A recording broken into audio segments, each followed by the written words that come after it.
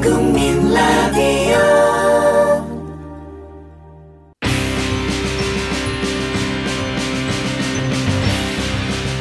이변입니다. 네, 리변입니다. 이런 변이 있나? 지금 시작합니다.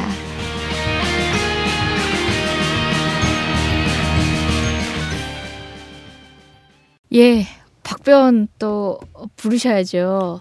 간만에 아니요, 박변이 안 계시네요. 아니 근데 지금 그렇게 부를 수가 없잖아요. 왜요? 올해 법조인상을 예. 아유, 그런 권위에 약하시구나.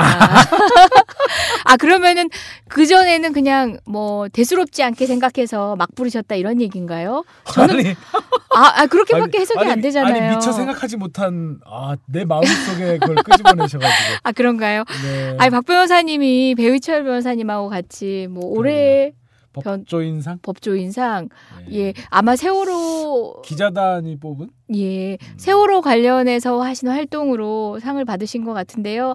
아유, 정말 축하드리고 배 아프네요. 솔직한 심정? 아니요, 저는 든든합니까? 아주 축하하고. 네. 근데 오늘 또 아쉽게도 박 변호사님은 함께 못하셨어요. 상 받으러 가셨나요? 그런가요? 아니면 또 비싸게 구시나요? 네. 박 변호사님 부득이 함께 못하셨고요. 사실 이제 박 변호사님이 되는 시간으로 하면은 또 우리 셋 중에 또 다른 사람이 빠지고 이렇게 좀 들쭉날쭉 했는데 저번 주에 박 변호사님이 또 여러분하고 호흡했으니까 이번 주는 저희에게 양보해 주셨어요. 그래서 저희가 여러분과 함께 합니다. 네. 지금 저희들이 이 방송을 녹음하는 시간은 목요일 22일이고요. 저녁 7시 조금 넘어가고 있습니다. 오늘 대법원의 그 내란음모 사건에 대한 그 최종 상고심 판결이 있었죠. 예. 사실상 아로의 실체 여부에 대해서 그 법원의 항소심 판단과 헌법재판소의 판단이 배치되다 보니까 얘기들이 많았고 아직 대법원에 확정되지 않은 사건을 그런 관련된 사실관계를 기반으로 해서 헌법재판소가 정당을 해산했다는 것 때문에 많은 논란 가운데 있었는데요. 그래서 많이들 오늘 선고 결과를 이제 기다리고 있고 어떻게 되는지 지켜보고 있던 와중이었죠. 네. 예. 그래서 그 관련해가지고 그 내란 사건의 대리인단, 변호인단으로 활동하셨고 또 정당회담 사건에서도 그 내란 음모 부분에 대한 방어를 위해서 참여하셨던 우리 하주희 변호사님 좀 전화로 연결해서 관련한 말씀을 한번 들어볼까요? 예. 그 하주희 변호사님은 저희 미군 문제연구위원회 위원장님이세요. 민변에는 다양한 위원회가 있어서 전문성을 가지고 개별 활동들을 또 하고 있거든요. 그 중에서 미군 문제 연구위원회, 미군 문제위원회 이러면 혼나요 맨날. 갑자기 이렇지 마. 미군 문제 연구위원회 위원장님은 대대로 민변에서는 거의 핵심 권력 내부에 계신 분들. 장경욱 변호사님이 미군 문제 그렇죠. 위원장 예, 전 위원장이신데 장경욱 변호사님이 바로 그 여러분들 다 아시는 그 빛나는 장경욱 변호사님이 바로 위원장 출신이신데요. 하주희 변호사님은 민변에서 최연소 위원장으로 또 유명하시고 여러분들 인터뷰 도중에 오늘 보여주실라나 모르겠습니다만은 하하하 화통한 웃음소리가 매력 포인트인 분으로 많은 분들이 지친 가운데도 이분을 통해서 힘을 얻기도 하는 우리의 사랑스러운 동료입니다. 네. 말씀 한번 나눠볼까요? 네, 하주희 변호사님 나와 계시죠? 네, 안녕하세요. 안녕하세요. 네. 그 미소 한번 다시 웃음소리. 미소라고 하면 하주희 변호사님의 양태와는 어울리는 말은 아니죠. 오늘 같은 날 해도 되나 모르겠네요. 예, 저희 앞서 말씀드렸다시피 우리 민변의 여러 기둥 중에 한 명인 그렇죠. 하주희 변호사님이시고요. 미군 문제 연구위원회 위원장님 최연소 위원장님. 그렇죠. 민변 전체를 통틀어도 아마 역사상 최연소입니다. 갑자기 YS가 생각이 나네요. 예, 그런 분을 어쨌든 오늘 이 얘기를 들어보기 위해서 모셨지만 사실 이것 말고도 여러 가지 얘기를 들을 수 있는 분이에요. 아니요, 사실은요. 하 변호사님 저 스튜디오에 모셔가지고 개인 살아온 라이프 스토리를 좀 들어야 돼요. 이쯤에 웃음 한번 나와야 되는데. 그러니까. 여러분 아직도 못 듣시고 계시는데 이분의 가장 큰 매력이 하하하 하주희 변호사님이기 때문에 하하하. 메일 주소가 하하하. 언제까지 이거 하는 거예요? 저는 이 하주희 변호사님 뵈면 늘 반가워서 본론으로 들어가야 되는데 예. 이런 즐거운 유쾌한 얘기부터 먼저 하고 싶어져. 계속. 인사 말씀 한번 들어볼까요? 네, 인사 말씀. 고생 많으셨죠. 아닙니다. 예. 예, 방대한 양의 기록을 어쨌든 뭐 1심, 2심, 3심 모두 맡으셔가지고 오늘 결과까지 나왔는데요. 어떠셨어요? 사건 맡으시면서. 뭐 일단은 결론에 대한 오늘 대법원 판결에 대한 소회부터 밝히시는 게 뭐 순서겠네요.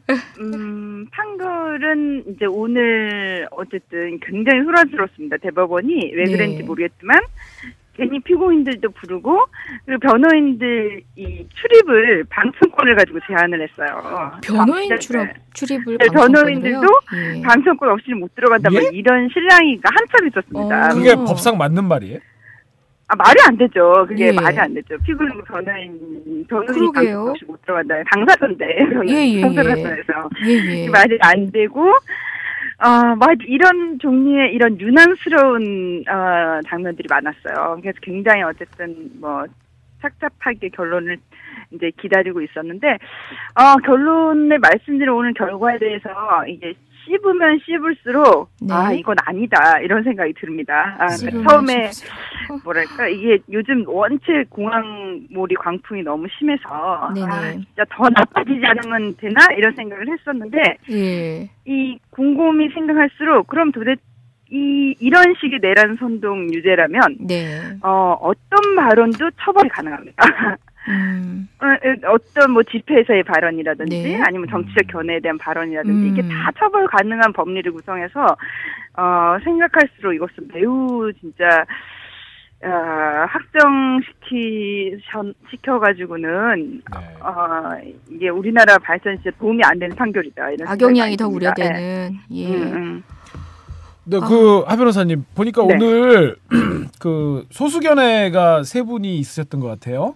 네, 그렇습니다. 이인복, 이상훈, 김신대 법관. 예. 그 의견에 대해서 그 의견의 이제 골자를 보니까 뭐 국가보안법 위반으로 처벌하는 것은 변론으로 하더라도 뭐 내란 음모죄나 내란 소송죄 요건을 완화하고 확장시켜 가지고 이렇게 그런 것들을 처벌하는 것들이 좀 뭐 죄형법정주의나 대한민국 헌법 정신에 좀 안 맞는다 뭐 이런 게 있었는데. 네, 그렇습니다. 네, 그런 그 견해들이 오늘 실제로 이제 지금 우리 변호인단은 이제 그 견해에 찬동하시는 거죠? 네, 그렇습니다. 기본적인 골자는 저희가 변론했던 내용들입니다. 어쨌든 소수 의견에서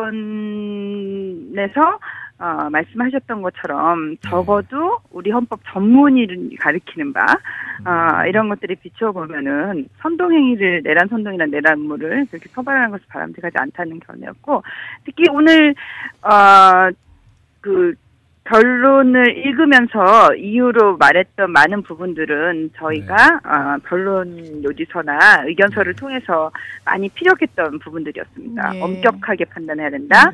요건도 객관적인 요건을 더 중요하게 생각해야 된다. 이런 거였습니다. 그러니까 오늘 전원합의체 13분 대법관이 참여하셨나요? 네, 그렇습니다. 박병대 법원행정처장 빼놓고 아마 그런 게 없고. 그러니까 결국 10대 3이었던 거네요? 네, 그렇습니다. 8대1에 이어서 참 어떻게 보면 참사인가요? 아까 조금 전에 말씀하셨다시피 하주희 변호사님이 뭐 어느 순간에 더 나빠지지 않으면 된다라는 이런 소박한 기대로 판결 결과를 기다리고 있었다는 말씀도 하셨는데 사실 지금 뭐 정당 해산이라는 사태를 이미 겪지 않았습니까? 저희 이광철 변호사님과 저는 거기 대리인이기도 합니다만은 이 내란 음모 사건과 본의 아니게 계속 이제 결연될 수밖에 없었어요. 이미 정당 해산이 내려진 상태에서 해산된 상태에서 남은 대법원 판결을 기다리고 있는 이제 1개의 형사 판결인데 어땠을 것 같아요? 오늘 판결이 정말 우리 변호인단이나 당사자들이 바라는 정도로 선도적으로 나왔다면 뭐가 달라졌을까요? 이미 정당은 해산된 판이긴 한데. 저는 지금 이 판결이 매우 부족하지만 저는 이걸 가지고라도 정당 해산을 재심 청구를 해야 될 것 같은데요. 이걸 가지고라도 저기 합병되지 사실관계를 가지고 뭔가 판단한 게 말이 안 되죠. 저기 하 변호사님. 네. 우리나라 헌법에 헌법재판을 대심 청구할 수 있습니까? 만드는 거지. 아니지. 아니 민사소송 절차를 준용했으니까 네. 우리도 민사소송 절차에 따라 1심으로 보고 서울 고등법원에 고등법원에. 그리고 민사소송법 제12조 중에 그런 게 있어요. 관련된 형사 판결들이 뭐 이런 부분이 있어요. 제가 찾아봤어요. 아유 참 뭐 이거. 뿐만 아니라 사실 이제 헌법재판소의 재심을 구할 수 있고 없고를 떠나서 지금 헌재 판결은 지금 난도질 당할 수밖에 없는 상황에 놓인 건 사실이에요. 그 헌법재판소에서 오늘 같은 판결, 최소한 더 나빠지지는 않는 판결, 이런 형사 판결을 예정을 하고 사실상 작년 연대 선고를 서둘렀다 이렇게 보는 시각도 있는 것 같은데요. 네, 그렇습니다. 예. 뭐 그런 기사들을 통해서 이제 본 것은 있고, 어쨌든 헌법, 사실관계와 관련해서는, 어쨌든 최종심이 이제 대법원인데, 네네. 그 사실관계에 관련한 걸 기다리지 않고 헌재가 네네. 결정한 것 자체는, 정말 문제가 있는 것이죠. 그리고 헌재가 그것도 형사사건에서 증거가 되지 않았던 것들까지 근거를 해서 판단하는 것은 여러 국민들이 봐도 도저히 이해할 수 없는 일이라고 생각이 됩니다. 사실 국민들 입장에서는 이제 정당 해산 자체 동의하지 않고 이걸로 뭐 내란 선동 행위라고까지 판단하는 것도 동의하지 않지만 처음에 이제 이석기 의원과 관련된 사태가 일어났을 때 국민 정서와도 너무 괴리가 돼서 선뜻 감정적으로도 일치시키기가 좀 힘들었던 것도 사실이거든요. 그런 상황에서 변호인단에 합류하는 것, 이제 변호사로서 조력을 하게 되는 것에는 어려움은 없으셨나요?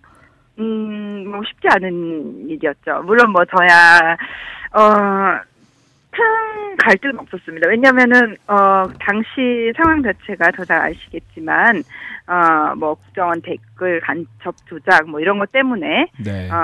정권이 분노가 이제 청와대로 향하고 있었죠. 네. 마침 그때 정점을 치고 네. 그러고 있을 때 발생한 사건이고, 그리고 그것이 뭐 어떠하다고 하더라도 이제 그동안 어떤 우리 사회의 진보적 발전을 위해서 애써왔던 사람들인데, 이게 그 이대로만 그냥 끝나서는 안 된다 이런 생각이 있었기 때문에 변론을 하는데 뭐 하야겠다 생각을 했었습니다. 근데 사실 막상 하는 거에는 갈등이 있죠, 당연히. 왜냐면 사무실 앞에 와서 막 시위도 하고. 그리고 저도 네.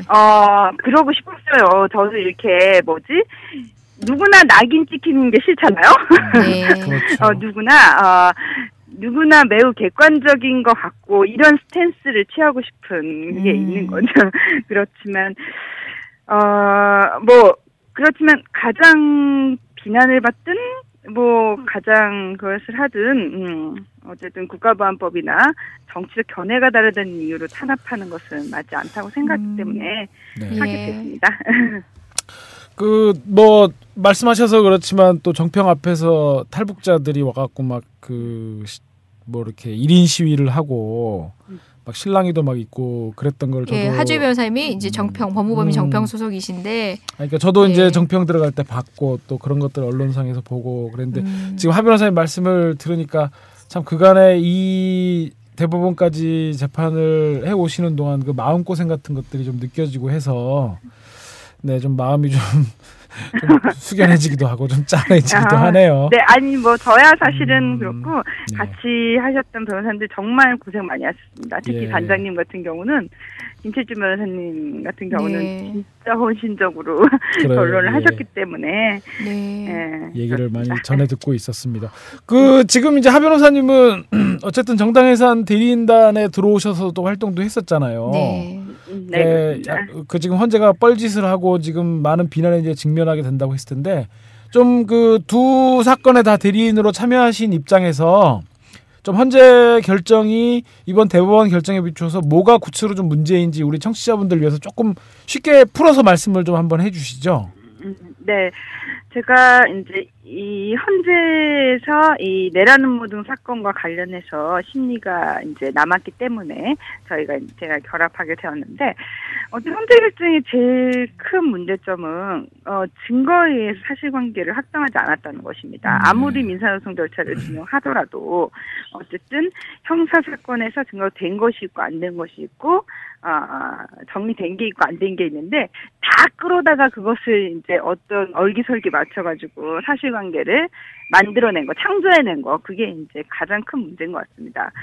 그리고 좀 취지 차원에서 덧붙이자면 이번에 이제 내란 음모 사건 대법원 판결문 아직 제가 꼼꼼히 분석하지 못했지만 봤는데 어찌 됐든 이 처벌이나 이건 사실 뭐 당을 해산 결정한다는 것은 한 사람에게 뭐 처벌 그걸 뛰어넘는 단체 자체를 완전히 이제 생명을 죽이냐 마냐 이런 문제인데 그거를 이제 결정하는 데 있어서 어떤 기준이나 이런 걸 세우는데 너무 좀 뭐랄까 가볍고 경솔하고 그런 것 같습니다. 그러니까 뭐 일개 구성원 몇몇의 그런 행위가 발각이 되고 입증이 됐다 할지라도 그걸 단체 행위로 기속시키는 건 또 다르게 봐야 되고 그 단체가 또 정당일 때는 더 엄격하게 봐야 되는데 그렇죠.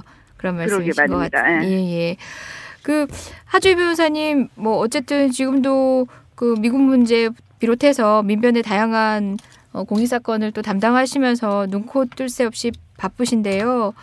예, 이번 판결 뭐 기대는 않으셨다고 하지만 사실상 이제 정말 동의할 수 없는 방식으로 대법원 판결이 나와서 한동안은 또 힘 빠져 계실 것도 같아요. 빨리 기운 차리셔가지고 특유의 웃음으로 돌아와 주셔야 될 것 같아요. 근데 이제 저 하주희 변호사님이 또 지금 정당 해산 이후에 이제 그 사건 대처하는 또 TF에 계시잖아요. 네네. 지금 총괄 간사하고 계세요. 예. 그러셔가지고 사실 지금 하주희 변호사님은 이번 대법원 판결문을 가지고 어떻게 헌재 결정에 대한 재심을 한번 청구해볼까. 그 고민을 지금 하고 계시는. 그렇죠. 하 변호사님 골몰하고 계신 거죠 지금. 골몰하고 있는 정도가 아니고 저 쓰려고요 재심 청구서.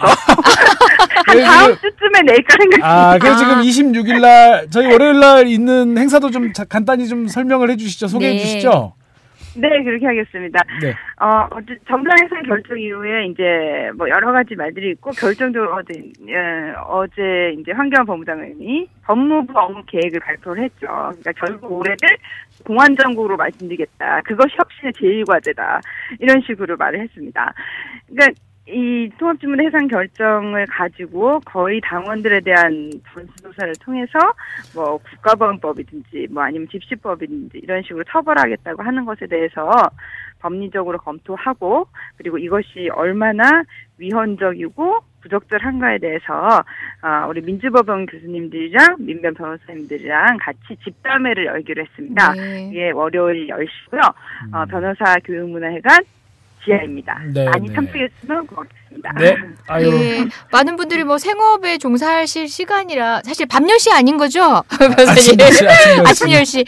생업에 종사하실 기간이라 그 일반 청취자분들은 많이 못 하시겠지만 혹시 로스쿨생 여러분 또는 뭐 법조인 여러분 있으면 관심 가지시고 계신 분들은 참석해 주셔도 좋을 것 같아요.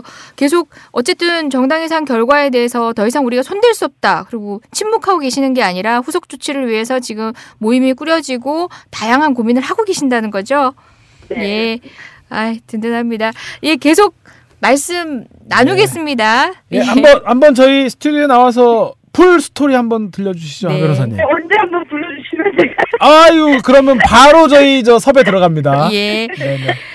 여러분 뭐 하주희 변호사님 전화 끊고 말씀드려야 될 얘기도 한데 듣고 계실 때 말씀드리려고요. 이분의 유쾌한 에너지는 뭐 우리가 우울한 얘기를 해도 정말 전혀 우울하게 느껴지지 않을 만큼 승화시킬 수 있는 분이라 꼭 한번 자리에 모셔서 여러분과 함께 참 우리 사회의 가장 아픈 얘기를 가장 희망차게 할 수 있는 그 시간 마련하도록 하겠습니다. 하주희 변호사님 오늘 감사했습니다. 네, 고맙습니다. 네, 고맙습니다. 하주희 변호사님이셨습니다. 언제나 유쾌해요. 그 웃음소리 그 자체로 날 것 그대로 보여드렸어야 되는데 이게 현장에 와 계셨더라면은 좀 더 호흡하면서 하실 수 있었는데 오늘 좀 많이 자제하시네요. 그쵸. 또 날이 날이니만큼.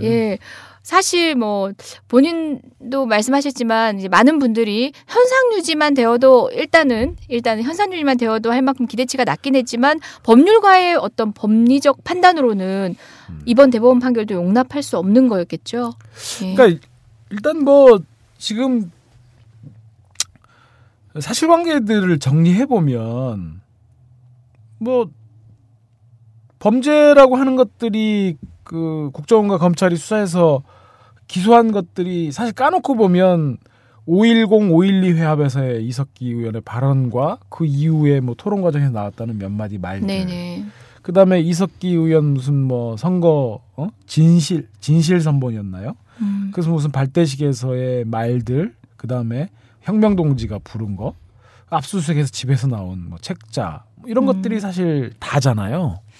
그러니까 그런 것들을 갖고 과연 대법원이 그것을 뭐 국헌을 문란시키고 뭐 정부를 뭐 전복하는 그런 내란의 활동으로 인정할 것인가? 네. 사실 이제 그것이 원래 쟁점이었죠. 근데 뭐 이정 변호사님도 아시겠지만 그게 사실 기대되는 쟁점은 아니었잖아요. 네. 설마 대법원이 고등법원까지 내란 선동으로 유죄된 걸 뒤집겠냐. 이제 예. 우리의 관심사는 이미 정당 해산 결정을 통해 갖고 통합진보당 내 주도 세력이라는 신기한 개념을 들고 나와서 민혁당 잔존 세력과 경기동부를 그 안에 끄집어 그 안에다가 다 몰아넣고 네. 그 사람들이 북한을 추종하는 낡은 사고방식을 가지고 있다라는 증거도 없이 추측된 사실관계들을 갖고 그러한 사람들이 통합진보당이 주도 세력이니 통합진보당은 유연적인 정당이다라고 결론을 내렸던 이제 그 결론에 이르렀던 논거 가운데 하나가 사실은 이제 아로의 존재 여부, 네. 경기동부의 어떤 그 세력의 위헌성 여부였는데 오늘 어쨌든 우리 대법원이 그래서 과연 대법원이 이제 어떻게 판단할까? 헌재를 뒷공문을 졸졸 쫓아가서 아로도 존재한다고 할 것인지 아니면 헌재한테 물벼락을 좀 확 끼얹을 것인지 그게 사실 초미의 관심사였잖아요. 물벼락을 이거는 그 이광철 변호사의 워딩이 아닌데 헌재를 엿먹일 건지 뭐 이렇게 나오셔야 되는 거 아니에요? 물벼락을 물벼락하고 엿은 좀 다른 건가요? 느닷없어서 헌재에게 네. 물벼락을 너무 고운데요. 고운가요? 이광철 변호사님의 평소에 워딩이 매매 아주 청하고 고와요. 단어 선택이 부적절했던 것 같아요. 아주 맑죠? 예. 단어 선택이. 사실 대법원과 헌법재판소는 약간 갈등 상황이라는 거는 저희도 여러 방송을 통해서 말씀드린 적이 있는데 그럼에도 불구하고 헌법재판소라는 권위의 상징이기도 하지만 지금 정권이 주도적으로 추진했던 프로젝트에 대한 완성도를 높이기 위해서는 대법원이 일치시켜줄 필요도 있었던 것이기도 하잖아요. 사실은 오히려 그런 걱정도 없지 않아 했죠. 아예 무죄가 났던 내란 음모 부분까지 그렇죠. 파기환송해갖고 예. 다시 판결해라. 뭐 지난번에 사실 쌍차 판결이나 이런 것들에 보면은 그렇죠. 충분히 예상되던 상황 아니었습니까? 근데 호기롭게 대법원이 내란 음모 부분에 대해서 아로는 없다라는 고등법원의 판결들을 유지하는 것을 보면서 저는 속으로 그런 생각이 들더라고요. 이런 대법관도 못한 떨거지들 같으라고. 우리가 니네들 그런 떨거지들한테 쫓아갈 줄 아느냐라고 하는. 그래서 오늘 지금 뭐 스마트폰을 통해서 검색해 보니까 뭐 엇갈리는 헌재와 대법원에 엇갈리는 미묘하게 엇갈리는 뭐 그런 식의 논평들, 진보 보수 양쪽으로부터 욕 먹는 뭐 대법원 판결 이런 식의 헤드라인들이 좀 눈에 띄더라고요. 네. 아무튼 그런 것들이 사실 초미의 관심사였는데 결국 대법원은 어떻게 보면 가장 무난한 결론, 그 서울고등법원의 이민걸 부장판사의 그 판결들을 지지하는 방식의 무난한 결론을 채택했지만 또 다른 한편에서 보면. 어쨌든 정권과 헌재에 물벼락을 끼얹는. 너무 단어 선택이 제가 갑자기 자부심이 막 생기는데. 헌재에 똥침을 놓는. 어떻습니까? 좋아요. 좋습니까? 예. 그러니까 헌재에 똥침을 놓는 그런 식으로 해서 박근혜 정권에게 약간의 정치적 부담을 안겨준 그런 판결이 아니었나 싶습니다. 그렇다 보니까 뭐 지금 어쨌든 간에 정당 해산 판결 정당 해산 결정 자체가 다시 이제 이야기가 되고 있어요. 그래서 방금 전에 이제 하주희 변호사님도 말씀을 하셨는데 헌재 결정에서 재심을 한번 청구해 보겠다. 네. 그래서 아까 이재용 변호사님도 말씀하신 것처럼 사실 지금 현행 제도상으로는 불복할 수 있는 방법이 없죠. 그리고 헌재가 그 전부터 헌법소원에 대한 뭐 재심이라든가 이런 것들에 대해서 판결에서는 판례를 이미 불복할 수 없다라는 식으로 구축해두고 있기 때문에 네. 아마 받아들이지 않을 것이고 또 하주 변호사님 말씀대로 그것들을 서울고등법원에다가 한들 아마 각하시키는 것으로 나겠지만 그러니까 문전박대 아예 그렇죠. 판단조차도 예, 하지 그렇죠. 않는. 이제 이게 네. 뭐 저희 법률가들한테는 능숙한 용어지만 이 각하하고 또 기각이라고 하는 게 네. 이 각하라고 하는 것은 심판 대상 위에 테이블에 자체 올리지 않는 것이고요, 그죠? 이제 또 테이블에 올라온 것들에 대해서 네 주장이 맞다, 내 주장이 맞다 이제 해서 기각, 인용 뭐 이렇게 갈리는데 어쨌든 헌재 결정에 대해서는 서울고등법원이 관할이 아니기 때문에 아마 각하하는 것으로 정리는 되겠지만 당분간 이 대법원 판결에서 드러난 대법원 판결이 확정지은 사실관계에 비춰봤을 때 과연 헌재 결정이 타당한 것이냐 하는 데 대해서는 굉장한 논란들이 있을 것 같고요. 그래서 26일 날 저희 민변하고 민주법원에서 진행하는 집담회에서 또 이 문제에 대한 발제도 있을 것으로 해서 있을 것이기 때문에 앞으로도 계속 논란이 될 것 같고 저는 그래서 이 헌재가 왜 굳이 대법원이 내란 사건에 대해서 1월이나 2월 초순경에는 최종심으로 전원합의체를 열어가지고 판결할 것이라는 것이 명백히 예상되는 상황에서 왜 그런 초라하고 네. 엉성한 그런 결정을 그 시기에 밀어붙였는지에 대해서는 굉장한 의문이 있어요. 헌법재판소는 지금 모양새가 별로 이쁘지 않고 자기 면을 구기는 것 따위는 생각할 겨를이 없었던 거죠. 그저 정당 해산이라는 결론이면 된다 였을 것 같아요. 그렇기 때문에 지금 오늘의 대법원 판결을 예상했기 때문에 되려 더 당겨서 그러니까 저는 그런 측면도 있는 것 같아요. 지금 사실 이제 개헌 얘기가 정치권에서 계속 나오고 있잖아요. 김무성 대표도 개헌 얘기를 하고 있고 정의와 국회의장도 개헌 얘기를 계속 하고 있고 여야가 개헌을 해야 한다. 그러면 이제 개헌을 하게 되면 사실은 이제 모든 나라의 중요한 이슈들이 다 이제 논의 테이블에 올라올 텐데 어쨌든 헌재와 대법원 간의 관계 설정 그리고 현재 어쨌든 법원의 재판을 물론 그건 헌재법에 적혀 있긴 합니다만은 법원의 재판이 지금 어쨌든 헌법소원의 대상에서 제외되고 있는 점 그리고 헌재와 대법원 간의 위상 문제 이런 문제에 있어서 지금 대법원과 지금 헌재의 갈등이 사실은 이제 거의 뭐 그 더 이상은 좀 두고 보기 어려운 수준으로까지 가 있잖아요. 특히 이 대법원의 재판 자체, 법원의 재판 자체를 헌재의 대상으로 삼을 거냐, 심리 대상으로 삼을 거냐 하는 것이 초미의 관심사고 그런 상황이기 때문에 아마도 헌재 입장에서는 우리가 대법원보다는 좀 먼저 결론을 내려야 한다. 그렇게 해서 정치권에 대한 영향력들을 좀 보여주는 거죠. 봐라, 내가 정당 따위도 해산시킬 수 있고 의원직도 날릴 수 있다. 이거 봐라, 우리가 대법원보다 훨씬 위지 않냐. 라고 하는 그런 데 대한 고려들이 저는 있었을 것으로 봅니다. 특히나 헌재 소장으로 지금 있는 뭐 박한철 소장이나 안창호 재판관들은 검찰 출신이기 때문에 그것도 공안통에 그렇죠. 그다음에 뭐 직업법관으로 다른 뭐 서기석이나 이진성 뭐 이런 분들하고는 또 결이 다른 거죠. 그런 것이어서 아마도 그런 속에서도 대법원에 대해서 우위를 확보하기 위해서 서둘러서 내렸다고 좀 보여지고 이제 그런데 문제는 그런 거죠. 너무 정말 한 나라의 민주적 기본 질서에서 핵심 지위를 차지하는 정당을 해산시키는 결정문치고는 굉장히 어벙벙하고 내용 자체가 오히려 그러니까 깊은 고민이 없잖아요. 뭔가 우리 헌법에 대한 깊이 있는 철학적 고민이라든지 대의제에 대한 그런 고민이라든지 그리고 혹은 증거법에 대한 고민들 이런 것들이 전혀 안 담겨 있는. 아니 고민을 했으면 그런 결정 나올 수가 없죠. 그러니까 그런 것도 그렇고 생각 없이 쓴 거 생각 없이. 왜 스스로 자기네들이 권위를 그렇게 깎아먹는지 모르겠어요. 권위라는 것 자체 관심 있는 사람들이 아니라니까요. 결론만 관심 있는 사람들이기 때문에. 여러분 저 살려주세요. 지금 이제 이재용 변호사님이 저를 막 이제 좀 있으면 이제 저한테 과대평가하고 계신 것 같아.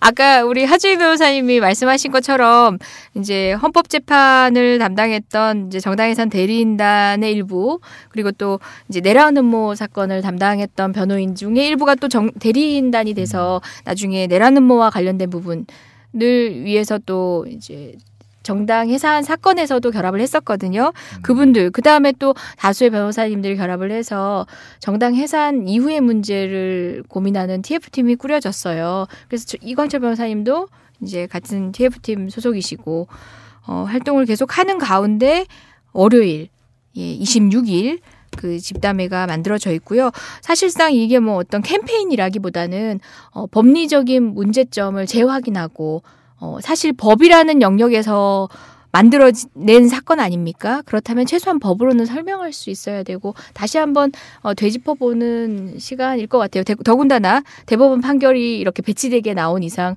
헌법재판소 판결을 다시 또 어떤 관점에서 볼 것인가 뭐 그 얘기도 아마 논의가 될 것 같아요.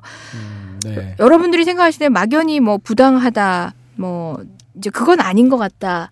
겠지만 사실 법률가들 입장에서는 그 체감은 훨씬 더 크잖아요. 우리가 가지고 있는 자로, 우린 정말 딱딱하게 살았거든요. 자로 딱 재보면 몇 센치인데 그렇게 아무 감정도 개재되지 않고 우리들만의 수치가 딱 된 그런 계량화된 도구로 딱 재봐도 말도 안 되는 정도의 오차가 있으니까 더 흥분하고 납득할 수 없는 게 우리 법률가 그다음 법학자들 아닐까 싶습니다.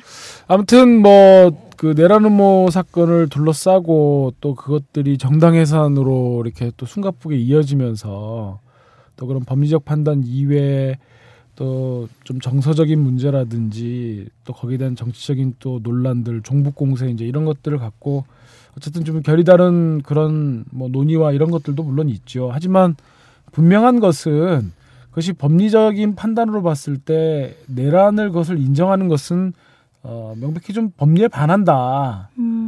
이번에 저 대법원의 이제 세 분의 그 대법관께서 소수견해로 지적하신 것들이 바로 그런 부분들인데요. 물론 그 과정에서 5.12 회합에서 나왔던 얘기들 자체가 좀 과도한 좀 정세인식에서 나온 부분들이 있지만 과연 그런 정도 얘기들이 과연 우리 헌법에서 말하는 그 뭐 이렇게 나라의 근간을 국채를 무너뜨리고 국권을 문란해가지고 정부를 전복하려고 하는 그런 것들에 해당한다고 볼 것인가?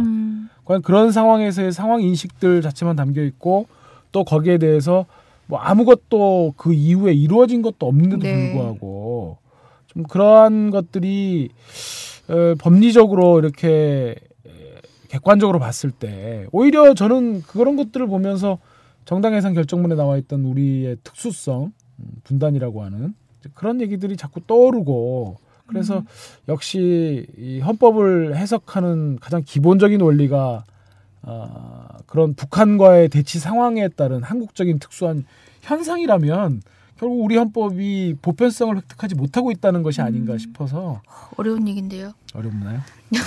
아니 있어 보여서요. 그래요? 저기 그 내란음모 팀 저희가 막 손쉽게 그렇게 불렀잖아요. 우리 변호사들 간에. 내란음모 팀인데 내란 선동만 됐으면 어쨌든 이제 뭐 절반의 성공은 내란음모 팀께서 하신 건데 이거 그냥 아무 의미 없는 에피소드예요. 제가 정당 해산 대리인에 관여를 하다가 출산을 위해서 한 8월쯤 이제 잠시 들어갔다가 뭐 한 달 반 정도 있다가 온 적이 있는데요. 처음에는 어쨌든 저희가 대리인달 중에서는 이광철 변호사님과 이재정 변호사의 미모가 탁월해서 그래도 앞에 앉는 편이었어요.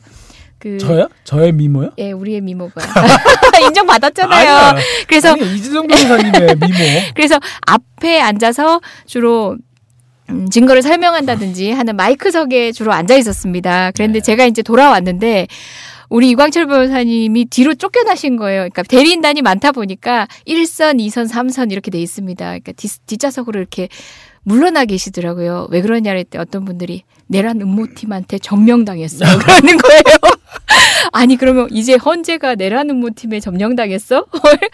되게 묘하게 느껴지더라고요. 사실상 내란 음모팀이 이렇게 전면적으로 나서지 않으면 안 될 정도로 헌법재판 자체에서 정당해산 자체에서 그 내란 음모 사건의 비중은 컸어요. 예, 그 사건은 일반적으로 정당해산 절차를 대리하고 있었던 저희 입장에선 방어할 수 없는 지점들이 또 있었는데 사실관계와 관련해서 치열한 공방이 헌법재판에서도 이루어졌고 그럼에도 불구하고 사실관계가 실제 형사사건에서만큼 충분히 다루어지지 않은 채 결정이 이루어져 버린 거죠. 내라는 모 팀이 점령할 정도였는데 그 정도로 비중 있는 것이었는데 사소한 에피소드였습니다. 네, 하여튼 여러 가지로 오늘 대법원의 판결을 또 어떻게 봐야 할지 참.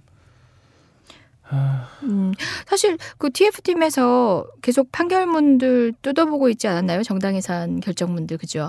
그러면서 새록새록 계속 새로운 사실들이 드러나고 있었죠. 뭐 정당 해산이 증거에 의한 재판이 아니었다라는 비판은 당초 결정이 내려진 당일부터 있어 왔지만 새록새록 판결문을 다시 훑으면서도 관련된 증거가 사실상 헌법재판소에서조차도 증거로 채택되지 않은 부분에 대한 인용이 결정문에 있다든지 뭐 이런 식으로 좀 납득할 수 없는 것들이 추가로 더 발견되고 있다고도 들었어요. 언제 그런 정보들을 딱 취합해서 또 여러분들한테 설명드리는 시간도 있었으면 좋겠어요. 굉장히 웃을 만한 것들이 많더라고요. 말도 안 되는 아무튼 것들이. 뭐 정당해산 TF를 통해 가지고 지금 여러 가지 뭐 논의되는 것들이 있고 그래서 한번 뭐 시간을 한번 마련해 주시면 또 그런 부분들에 대해서 다시 한번 말씀드릴 수 있는 기회가 있을 것 같고요. 예. 네. 아니, 저희가 염려했던 시나리오가 그대로 좀 드러나고 있어요. 언제죠? 황교안 법무장관이 오늘 지금 방송 기준으로 하면 그저께인가요? 청와대 업무 보고한 내용 때문에 좀 나라가 들썩했어요. 저희가 우려했던 인식 그대로, 그러니까 명세기 법무부 장관이라는 사람이 지금 이제 정당 해산 이후의 공안 정국에 대한 이제 구상들을 청와대에 보고를 했죠. 그 얘기 잠깐 해볼까요? 뭐 다른 이슈가 아닌 것 같아요. 지금 정당 해산에 연이은 지금 오늘의 모습인데요. 먼저 황교안 법무장관이 21일 청와대 업무보고를 통해서 2015년의 핵심 과제를 헌법가치 수호를 통한 국가 정체성의 확립이며 그 방안으로 위원정당 해산 결정 이후 필요한 후속 조치를 취하면서 대체정당 설립을 막고 그다음에 여기가 중요합니다. 반국가단체, 이적단체 해산 등 제재 방안을 도입하겠답니다. 네. 자, 반국가단체. 이적단체 해산에 관한 법률은 이미 이제 2011년부터 사실 심재철 의원 등에서 발의가 되어가지고 네. 국회에 계속 올라왔다가 뭐 자동 폐기되고 이제 네. 그랬었던 거고요. 네네. 지금 현재의 공안 바람에 편승해가지고 이제 이번에는 기어이 관철시키고 말겠다라고 하는 그런 어떤 황교안 장관의 좀 결기 같은 게 좀 느껴지네요. 그리고 또 하나 또 황교안 장관이 밝힌 게 있죠. 뭐 헌법 교육을 앞으로 또 강화하겠다. 뭐 이런 얘기들을 바람직한데요? 네. 헌법 교육 아니 일단 헌법재판관님들부터 헌법재판관님들부터 헌법교육 먼저 하셔야 될 것 같은데. 저는 황교안 장관이 헌법을 좀 아시나요? 스스로 열심히 하겠다는 뜻 아닐까요? 지금까지 몰랐다. 모르니까. 몰랐네. 그래 지금부터는 교육을 제대로 받아보겠다. 재계의혈. 사실 저희 헌법으로부터 점점 멀어진 법기술자가 되어가는 법조인들인데요. 사실 헌법이란 것은 모든 것의 기본이잖아요. 기독교에서는 정말 성경 같은 거고 그런 측면에서 봤을 때 헌법을 잃어간다는 것은 나침표를 잃어버린 거예요. 그 바람에 헌법을 잊고 세부 기술자로만 지금 판을 치고 있는 게 공안 검사들의 모습이고 대법관들의 새로운 판례의 작출을 아닙니까? 그런 상황에서 헌법을 재교육하신다니 저는 좋은데요. 참 저는 그런 생각이 들어요. 그러니까 황교안 장관 이런 분들이 말하는 헌법과 우리가 생각하는 헌법은 다른 거구나. 그러니까 그 사람들이 말하는 헌법은 이제 그런 얘기들 하더라고요. 어떤 분들 이제 헌법 개정 논의가 이렇게 앞으로 생기면 무슨 우리 헌법에 없는 사상의 자유, 뭐 양심의 자유, 뭐 여러 가지 기본권들이 더 많이 추가가 될 거다. 네. 근데 그런 게 추가가 되면 뭐하냐. 결국 헌법 37조 2항에 따라서 국민의 모든 기본권은 국가안전보장, 뭐 질서유지, 공공복리의 필요에 따라서 필요한 경우에 법률로서 제한할 수 있다라는 부분들을 그대로 둔다면 결국 그 헌법상의 목록에 올라온 기본권들도 결국은 정치권, 국회, 정부 헌법재판소, 대법원에 의해서 언제든지 제한될 수 있는 걸로 간다면 결국 그거는 하나의 목록을 올리고 말고 하는 일은 말장난에 불과하다는 그렇죠. 거죠. 그렇기 때문에 결국 중요한 것은 그 헌법이 국민의 기본권들을 지켜줄 수 있는 뭐 바이블로서 존재하려면 그런 헌법전의 활자로서 존재하는 것들이 아니라 실질적으로 그것들이 헌법이 규범력을 가질 수 있도록 하는 국민들의 깨어있는 그런 힘 이런 것들이 결국은 중요한 거 아니냐 그런 말씀들을 하시더라고요. 저는 그래서 지금 어쨌든 우리 헌법이 사실은 제가 보면 어쨌든 87년 헌법이 그래도 가장 우리가 바라는 바람직한 헌법에 가장 가까운 것이었잖아요. 네. 그런데 결국은 그 87년 헌법도 이제 뭐 87년부터 시작해갖고 올해가 2015년이니까 13년, 뭐 28년 정도. 그래서 어느 정도 87년 헌법 체제가 이제 좀 다 소진된 것이 아닌가 그 자체 내 동력들이 네. 결국은 급격한 좀 보수와 우경화 속에서 87년 헌법이 좀 지향했던 광주의 정신과 유월항쟁의 정신들이 퇴색해가고 뭔가 좀 새로운 좀 공화국의 민주공화국의 정체성들을 확립할 수 있는 새로운 동력들이 좀 만들어지는 것이 필요하지 않나.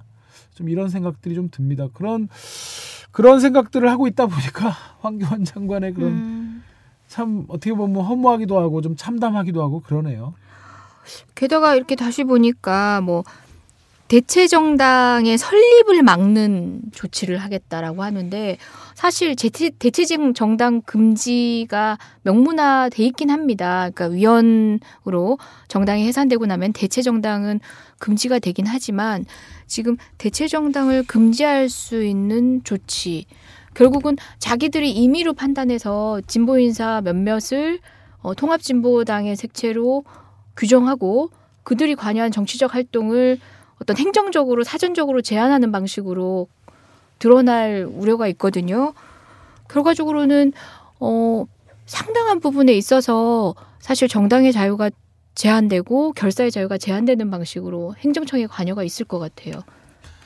그렇게 되겠죠. 이제 뭐 사실 지금 공안의 칼바람들이 지금 뭐 정당 해산 결정 나고 나서 서울중앙지검에서 지금 여러 가지 또 그 검토들을 하고 있다고 그러죠. 네. 특히 그 정당 해산 결정이 난 당일이었나요? 그 다음 날이었나요? 고영주라는 사람이 있잖아요. 네네. 국가 정상화 출신 어쩌고저쩌고. 그리고 저 영화 변호인에도 나왔던 네. 그 불임 사건의 검사였죠. 네. 그래가지고 그 사람이 지금 지금 현재 국가 정상화 추진위원회를 하고 있는데 그날 아마 저 통합진보당이 이적단체다. 그래서 관여한 사람 이적단체 가입 구성죄로 다 고발을 한 모양이고 그리고 또 고발을 받자마자 또 쪼르르 또 해가지고 예. 지금 이적단체 여부를 지금 검토 중에 있다는데 검토 중에 있는 게 아니겠죠. 짱을 보다가 어떤 시기에 딱 발표를 하면은 짠 하고 이렇게 언론이 받아줄까 그러고 있겠죠. 그래서 지금 또 거기에 따라서 이적단체로 만약에 된다면 누구누구까지 잡아들일 것인지 또 서울경찰청에 또 TF가 꾸려져가지고 하고 있다는 얘기도 들리고 그 연장선에서 지금 갑자기 온 사회가 정당 해산 결정으로 지금 공안 정국들이 다시 대대적으로 조성될 그런 상황에 놓여 있는데요. 그렇지만 그 사람들 뜻대로 되지는 않을 겁니다. 네. 보나마나 지금 박근혜 정권의 사실 실정을 좀 덮기 위해서 지금 여러 가지로 애를 쓰고 또 검찰이나 법무부가 그렇게 총대를 메고 나서는 것이지만 사실 박근혜 정권 이미 레임덕에 접어들었다고 네. 하는 것은 이미 대구 경북의 국민들 그다음에 50대 이상의 국민들이 지금 사실은 잘못하고 있다는 여론이 더 많아짐으로써 네. 사실상 레임덕에 접어들었다는 거 아닙니까? 박근혜 정권이 뭘 할 수 있겠어요? 아마도 지금 법무부가 마련하고 있는 무슨 그러한 시도들은 입법으로 뒷받침되기에는 지금 박근혜 정권이 받고 있는 무능과 이런 그 혐의가 너무 심해서 그런 것들이 통과될 과연 동력이 있을지. 물론 또 우리 또 시시때때로 때마다 또 이렇게 분탕질을 해주시는 또 헛발질을 해주시는 우리 새 당 있잖아요. 어떠실지 모르겠습니다. 누리당? 새모이당? 새모이당? 새모이당. 새모모당. 거기도 새당이네요. 새모모당이나요? 둘 다. 새모이당. 새모모당. 전 순간 헷갈렸어요. 예.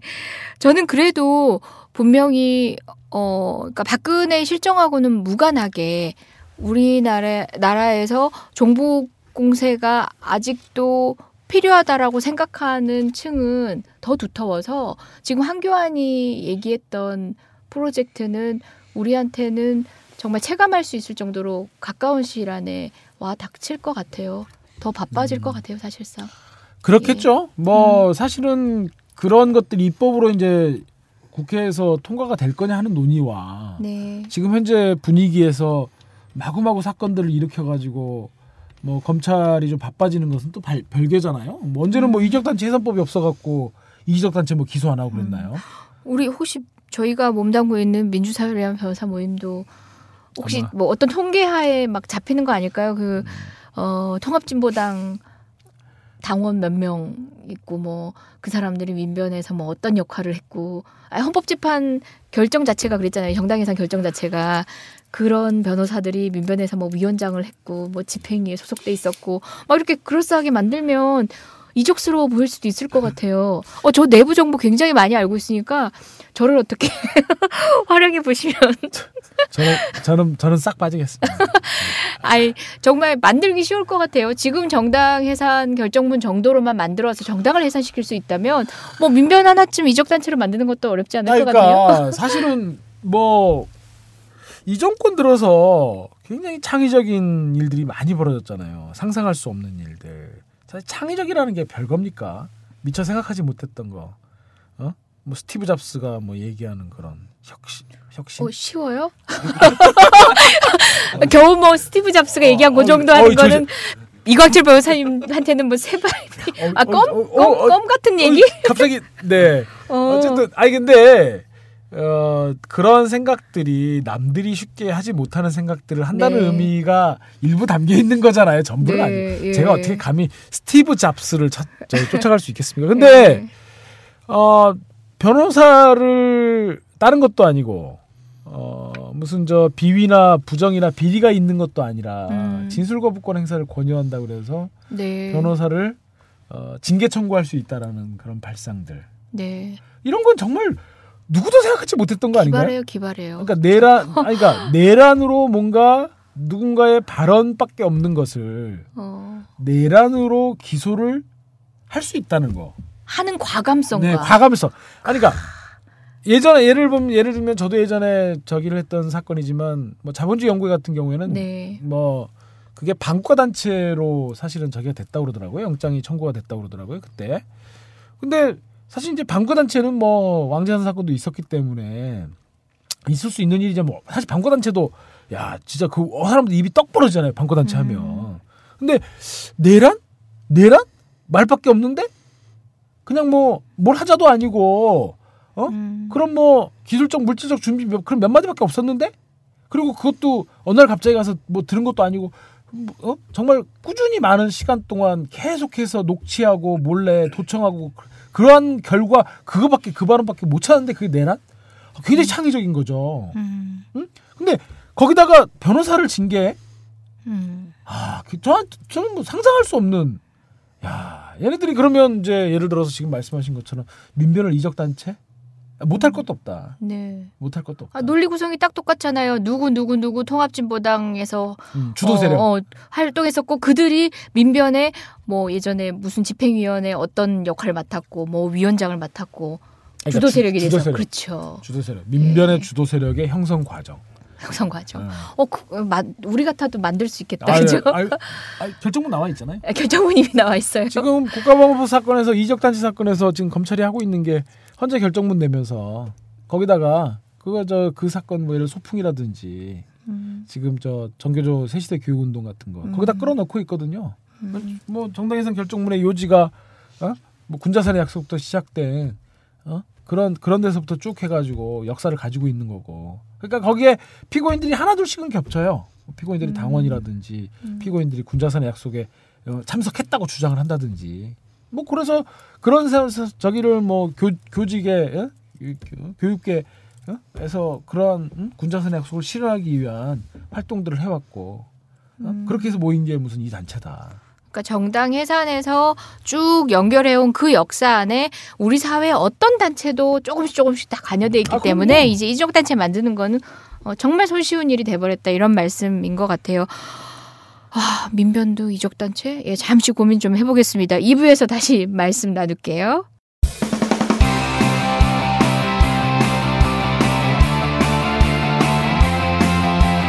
지금 여러분께서는 이재정, 이광철, 박주민 변호사가 진행하는 이런 변이 있나를 듣고 계십니다.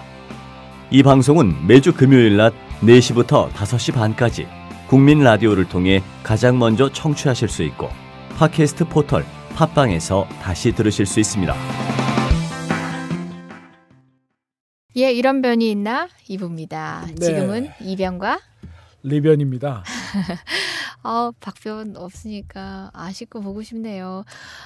상타로 가셨어요. 상타로 가셔서 저번 주에는 또 혼자 고생하셨을 텐데 사실 혼자 하셨나요 지난주에? 지난주에는 같이 하셨나요 혹시? 저는 안 왔습니다만은 혹시 같이 오셨나요? 예, 혼자 하시라고 고생하셨는데 사실 뭐 이번 주는 저희가 마땅히 하겠습니다가 아니라 같이 하고 싶었는데 보고 싶어요. 벌써 한 주 안 보고 나니까 완전 보고 싶네 우리 오빠. 전에 언제 한번 댓글에서 오빠라 그랬다고 혼난 적 있는데 그냥 귀엽고 싶어서 한번 해본 겁니다. 예, 저희 2부에서는 어떤 얘기 준비돼 있죠? 뭐 날 자고 일어나면 새로운 사건들이 터지고 그러는데 그 얘기 한번 해봤으면 합니다. 대법원에 빠지는 이빨. 대법관에 이번에 새로 임명 제청되신 박상옥 전 검사. 예. 그분을 양세 대법원장이 임명 제청을 하셨더라고요. 예. 지금 빠지는 자리가 신영철 대법관 네. 후임인 거죠. 뭐 촛불 당시에 뭐 재판 관여로 악명 높았던 신영철 드디어 빠진다 싶을 찰나에 참. 그러니까 사실 그분이 우리 신 대법관이 빠진 자리에 누가 온들 설마 신 대법관보다 더 나쁘게 하겠습니까? 그런 생각이었는데 예. 나쁘겠더라. 나쁘겠더라 이거죠. 참. 그래 박상욱 그 사람이 어때서 청취자 여러분들이 그러실 것 같은데요. 일단은 우리가 흔히 늘 얘기해왔던 대법관의 전형적인 코스를 다 밟으신 분입니다. 50대 남성이시고요. 그리고 서울대학교를 나오셨네요.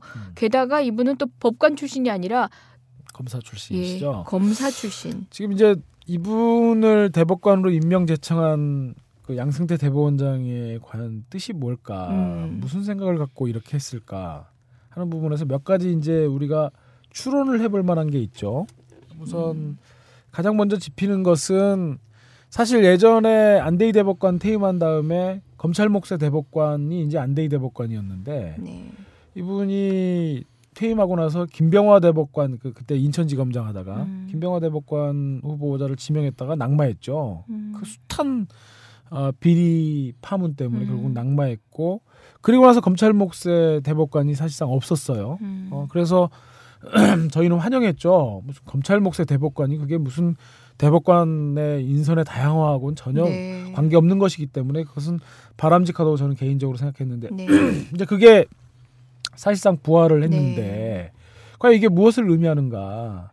이거는 겉으로는 대법관 인성에 무슨 다양화니 이런 식의 드립을 치지만 결국은 검찰을 뭔가 달래야 된다라는 뭔가 양승태 대법원장의 원모가 있지 않는가? 그것은 결국 그리고 또 대법원장이 지금 의욕적으로 추진하고 있는 상고법원 설치와도 관련이 있을 거다. 네.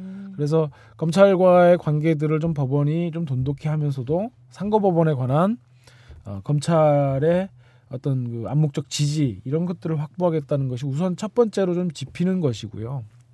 두 번째는 방금 이재정 변호사님 말씀하신 것처럼 결국은 대법관 인선의 다양성이라고 하는 그런 부분들에 대한 요구들을 결국 외면한 거다. 네. 결국 50대 젊은 남성의 서울법대를 나온 그런 전형적인 것들을 다 따라갔고 더군다나 검찰 출신이라는 점까지 감안해 보면 양승태 대법원장이 추진하겠다고 하는 이른바 정책법원, 대법원의 어떤 그런 정책법원화라고 하는 것이 지향하는 것이 과연 뭔지가 또 한 번 확인된다. 결국은 우리 사회 주류들, 기득권들의 질서들을 더욱더 공고히 하겠다는 거 아닙니까? 다양한 어떤 우리 한국 사회가 사실은 옛날보다 훨씬 더 다양한 여러 각종 뭐라 그러죠? 다기다종한 뭐 이런 표현을 쓰잖아요. 쓰나요? 그런 이해관계들이 대립돼 있는 속에서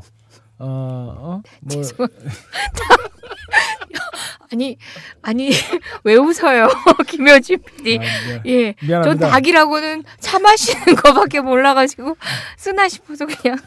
아니, 효진 PD만 웃지 않았으면 그냥 넘어가려고. 그러니까 아니 저도 사실 웃지 않았습니다. 웃을 일인가요? 아니 순간 제가 너무 죄송해서 이런 뻘짓 같은 질문을 내가 왜 전문 방송 있게 들어가지고 전 방송을 난감하게 했을까 순간 반성했어요. 예, 전 닭이라고는 차 마시는 기기밖에 모릅니다.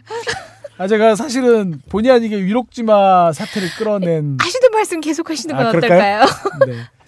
바쁜 꿀벌? 안 바쁜 꿀벌? 저기 효진 PD님 자범 들어옵니다. 네, 그래서 어쨌든 이제 이해관계도 다양해지고 그런 거라면 이런 다양한 생각들을 좀 반영해서 어떻게 보면 대법원도 용광로잖아요. 네. 그 쇠가 이제 그 무쇠솥에 이렇게 들어가가지고 여러 다양한 물질들이 다 이렇게 높은 온도에서 끓고 그러면서 하나의 좀 단단한 철이 만들어지듯이 다양한 세력들이 이렇게 용광로 안에서 용해되고 또 그 속에서 섞이고 또 그러한 과정에서 이견들이 해소가 되고 이런 것들이 대법원이 말하는 그런 정책법원의 지향에 맞을 텐데 다 똑같은 생각, 균질적인 사고를 갖고 있는 균질적인 출신들을 고스란히 판박이처럼 해가지고 계속 확대 재생산해가지고 똑같은 법리. 이게 생각이 달라야 뭐 토론이 될 거 아니에요. 네. 생각이 달라야. 그러니까 저는 그렇게 생각해요. 지식이 모자라는 것은 배움의 문제고 토론은 생각이 다르기 때문에 토론하는 거다. 네. 그렇기 때문에 굉장히 우울한 소식이죠. 사실상 뭐 대법관의 자질에 대한 그 개념 자체가 지금 이광철 변호사님과는 전혀 달랐던 것 같고 거기에다 특히 지금 이 지명 소식에 대해서는 다른 단체도 아니고 민주화를 위한 전국 교수협의 민교협이라고 표현을 하셨죠. 민교협하고 전국 교수노동조합 뭐 학술단체 협의회 등등 이런 교육단체에서 반대 입장을 발빠르게 천명을 했어요. 그 이유가 바로 박 후보자의 과거 전력 탓인 것 같은데 사분이 위원이었나 봐요. 사학분쟁조정위원회 위원 당시의 어떤 입장을 가지고 비판의 목소리가 높은데 결과적으로는 비리사학재단을 복귀하는 데 도와준 도와준 역할을 했었다라고 해서 지금 반대 입장을 강력히 표명을 하고 있다고 하네요. 그러니까 무슨 정통 보수니 이런 얘기들 많이 하잖아요. 네. 정통 보수. 난 그 정통 보수가 뭔지 한번 말 좀 해줬으면 좋겠어요. 그런 김문기 같은 작자들. 네. 그리고 제가 김문기가 누군가요? 궁금해하시는 분들이 있으니까 뜬금없이 원주에 상지대학교라는 학교가 있습니다. 원래 원흥묵 선생이라는 분이 만든 학교인데 그것들을 무상 강탈해가지고 자기가 설립자인 양 하면서 온갖 뭐 이사회 회의록도 다 위조하고 열리지도 않은 이사회 저기 하고 뭐 일가족이 다 족벌 체제로 다 해먹고 학교 안에 자기 비판하는 교수들 자르고 비판하는 학생들한테는 가짜 빨갱이 유인물 뿌려가지고 종북 공세 이미 1980년대부터 해온 짓거리들이에요. 그렇게 하다가 93년도에 김영삼 정부 출범한 다음에 문민사정 1호로 구속됐던 사람이죠. 그러다가 DJ 노무현 정부 들어서 절치부심하다가 그런 적이 있었어요. 상지대가 이제 그 관선이사가 계속 파견되면서 강만길 선생이라든지 뭐 그다음에 이런 또 변영준 선생이라든지 이런 유수의 명망 있는 분들이 가갖고 이제 학교를 시민의 대학으로 해가지고 굉장히 경쟁력 있는 대학으로 만들어놨거든요. 그래서 이제 교육부가 판단해봤을 때 그 당시 교육부가 판단했던 파견했던 관선이사들이 판단해봤을 때 이제 학교가 정말 정상화됐고 학교도 새로운 정체성을 찾았다. 그래가지고 그 관선이사들이 이제 정의사를 선임한 거예요. 그래갖고 상지대 새로운 상지학원에 정의사를 선임했는데 김문기가 그 상지학원 관선이사들이 상지학원 정의사를 선임한 것에 대한 그 의결 무효 확인 소송을 제기했죠. 근데 1, 2심은 사실은 우리가 이제 우리 이게 참 법률 용어라서 조금 이해하시기가 조금 난해하실 수 있는 확인의 소는 이제 확인의 소를 제기할 수 있는 적격 있는 사람만이 원고가 될 수 있는 거잖아요. 그쵸, 제가 이재정 변호사한테 100만 원을 빌렸는데 갚았는데 이재정 변호사님이 나는 이광철한테 돈 받은 적 없다라고 했을 때 김효준 PD가 소송을 해가지고 이광철한테 100만 원을 받았음을 확인해달라 이런 소송은 김효준 PD는 제기를 못하는 거죠. 이해관계가 없기 때문에. 예, 하지도 않을 거예요. 왜 껴요? 남의 일이 안 끼는 사람이에요. 예. 아 그렇습니까. 그래서 그거는 이제 거기에 대한 이해관계를 갖고 있는 저만이 할 수 있다. 이제 이런 게 이제 예를 들자면 우리 이재용 변호사님 그러실 일도 없지만 상당히 언짢아시. 레이저. 한번 생각해 볼게요. 아 레이저. 그래서 그래가지고 이제 김문기가 그때 그 이사회 의결 무효확인 소송을 했을 때 1, 2심은 아마 제 기억에 그 확인회소에 확인에 저기가 이익이 없다 그래가지고 각하가 됐었을 거예요. 문전박대 각하. 네, 문전박대 각하가 됐는데 아까도 각하했는데 그런데 이게 대법원에서 그만 뒤집힌 거죠. 할 수 있다 김문기도 구이사로서. 예.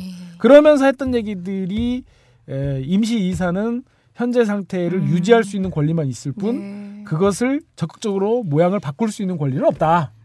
라고 했고 그 사건의 주심 대법관이 김황식 대법관이었죠. 김황식 대법관의 누님이 호남대인가요?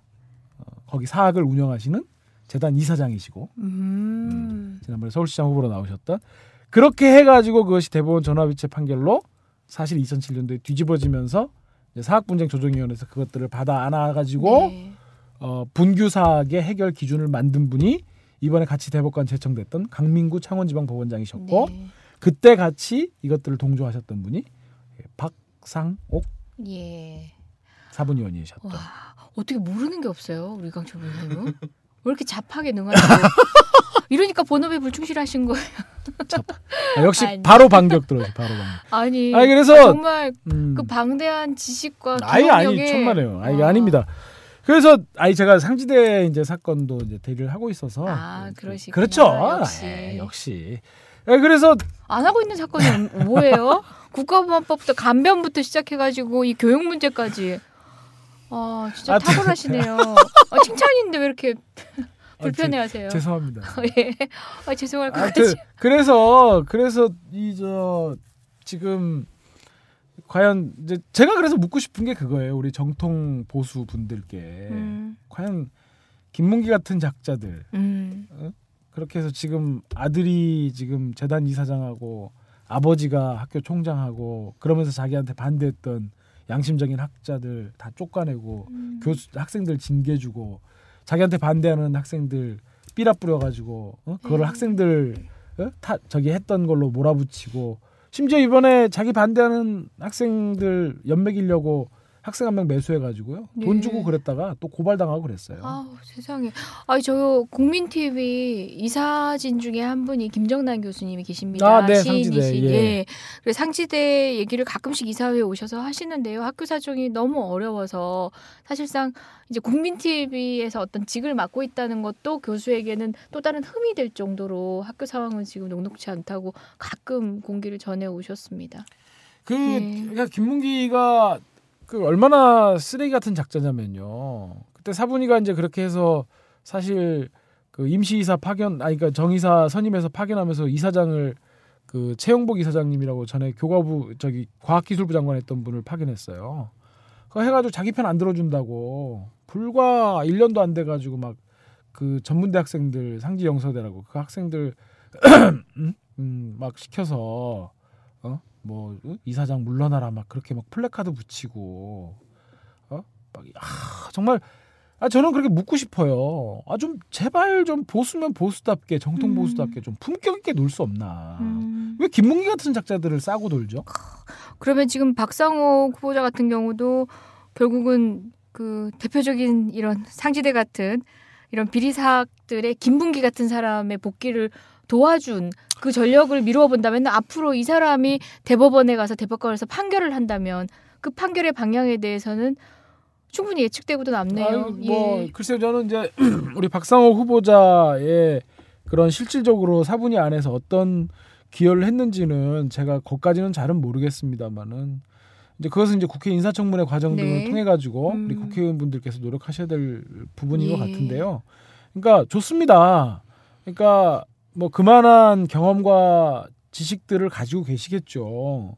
검찰에 고위직에 가셨고 또 우리 대법원장이 대법관으로 제청할 정도면 학식과 뭐 인품 이런 전문적인 경험 경력들이야 뭐 감히 제가 뭐라고 평하기 어려운 수준에 계실 거라는 거는 미루어 짐작할 수 있고요. 자, 그 부분에서 무슨 딴지를 걸거나 그런 것은 아니고 다만 그렇게 높은 학식과 고결한 인품을 갖고 전문적인 지식과 경력들을 가지고 과연 우리 최고법원에서 어떤 판결을 하실 거냐. 김문기 같은 작자들을 과연 싸고 돌실 거냐.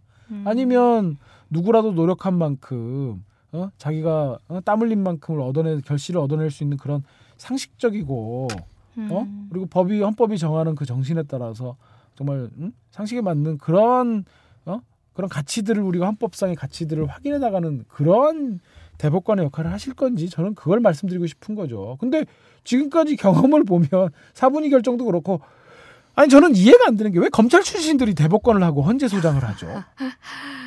아니 그런 분들이 예를 들어서 예. 감사원장을 하신다거나 그렇죠. 적격인 자리는 따로 네. 있는 거죠. 그래서 뭔가 누구를 감시하고 뭔가 범죄를 조금 더 이렇게 좀 처벌하고 뭔가 좀 견제 감시 역할을 하시는 자리 가는 거면 저는 아무 불만이 없어요. 감사원장에 가신다든지 여러 아니면 그 지금 상설 특검이 발효돼 갖고 네. 무슨 감찰관 이런 이제 직책들이 새로 생겼지 않습니까? 네. 그래서 그런데 가신다면야 전문적인 경험들을 활용하고 좋으신데 그게 아니라 왜 대법관이라든지 헌재재판관에 그런 분들이 가냐 말이에요. 맞습니다. 바로 그게 가장 중요한 포인트일 것 같아요. 저희가 대법관이 적격할 때는 법조 경력이 화려하다라고 해서 적격 있는 자가 아닌 거잖아요. 사실 법조도 직역에 따라서 그리고 또 맡은 사건이나 경향에 따라서 충분히 그 사람의 능력은 다르게 연마되어 온 거고 그게 적절한 쓰임새로 쓰일 수 있는 자리는 따로 있는 건데 대법관 후보로는 아니다라는 거죠. 특히나 사학분쟁 조정위에서 그런 역할까지 하셨다면 더더욱 문제가 되는 거고. 네. 근데 알기로는 이 박성욱 후보자가 그 우리 리변님의 그 연수원 시절에 또 그 스승의 위치에 계셨던 분 아닌가요? 스승이요. 스승은 아무한테나 붙이는 게 아닌 거죠. 예. 네. 그러니까 연수원에 있을 때 아마 부원장의 직책의 이분이 예. 계셨을 거예요. 우리 2년차 때. 이런 하극상이 있나? 아니 가르침을 받았던 제자가 저는 스승의 가르침을 받아본 적이 없어가지고. 예. 그분이 딱 뭔가를 가르쳐줘야 가르친 거죠. 아니 그런 것은 아니지만 제가 예. 그분한테 네, 판결문에 무슨 사학비리 분쟁 조정위 연수원 교수도 하셨다고 하더라고요. 어제 이제 그 지금 박상욱 후보자 지명되고 나니까 제 동료 변호사 한 분이 그런 얘기를 하더라고요. 이제 검찰 출신 대법원장만 나오면 되겠다고. 검찰 출신 이미 지금 총리는 지금 자리에 앉아 계시고요. 검찰 출신 국회의장도 나왔죠. 박희태. 헌법재판소장. 검찰 출신 나왔지. 헌재소장도 나왔죠. 검찰 출신 대법원장이 나오면 예. 나라 꼴 참 뷰티풀해지겠죠. 맛깔나요. 이렇게 말씀하셔야지. 아까 물벼락 그건 아니었어요, 사실. 예, 일단 지금 어떻습니까? 근데 제 친구 고등학교 친구 중에 한 명이 이 방송의 애청자래요. 네.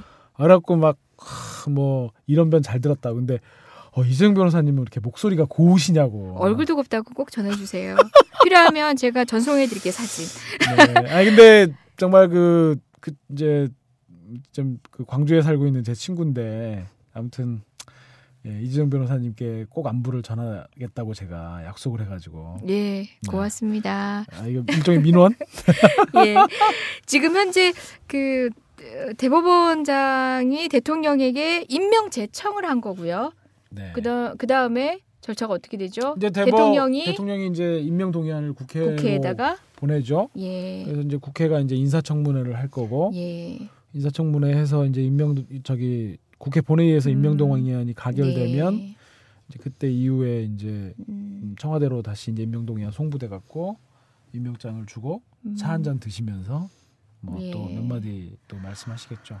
사실상 여러 개의 절차가 있긴 하지만 지금 이제 한간의 우려들을 얼마만큼 그 절차 내에서 담아내고 드러내고 또 그런 드러난 것에 또 많은 분들이 동의를 하셔가지고 우리 국회에서 적절하게 제어를 해내는지 아마도 그냥 뭐 평상시처럼 뭐 또 지나가겠죠. 뭐 또 하나의 사건처럼 지나갈 테고 뭐 이 양반 뭐 대법관 뭐 임명될 거고 또 대법관에 들어가서 또 이상한 판결 할 때 뭐 주심이라든지 이름 올릴 거고 그렇게 가지 않겠습니까?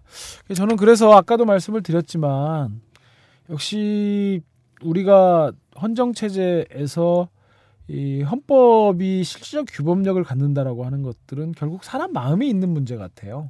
우리가 무슨 멋들어지게 번역해 와가지고 좋은 말들을 헌법전에 심어놓는다 한들 그거 자체에 대해서 우리 사회를 살아가는 사람들의 마음 속에서 그런 것들이 얼마만큼 소중하고 또 그러한 것들이 국가로부터 혹은 국가를 향해서 어떠한 것들이 쟁취되고 또 권리로서 보장되어져야 한다라는 그런 인식들이 얼마만큼 사회 구성원들에서 광범위하게 지지되고 그런 것들이 동의될 때 그때만이 헌법전에 그런 것들이 실질적인 규범력을 갖는 것이지 헌법 읽어보면 좋은 말 많잖아요. 네. 헌법 10조의 인간의 존엄과 가치는 제가 법조인을 하면서 항상 마음속에 염두에 두고 있는 사람의 가치를 놓치지 말자 이제 이런 것들인데 사실 그런 것들을 생각하면 있어서는 안 되는 일들이 너무나 많이 벌어지고 있지 않습니까?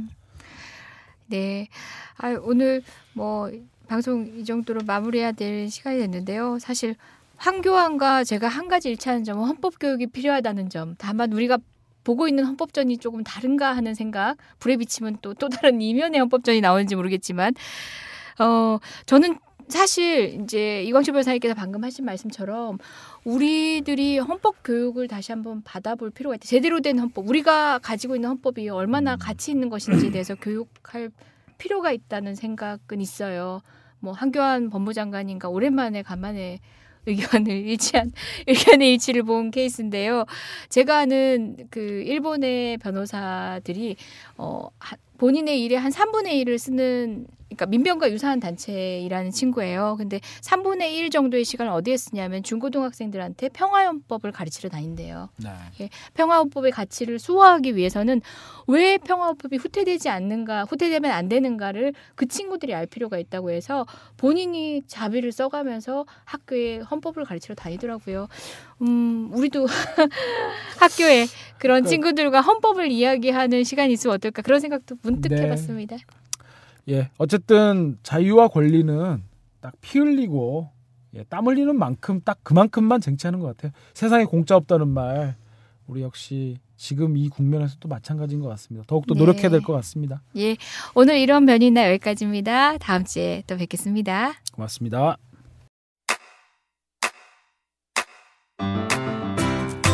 국민 라디오 지지하는 4가지 방법 아시나요?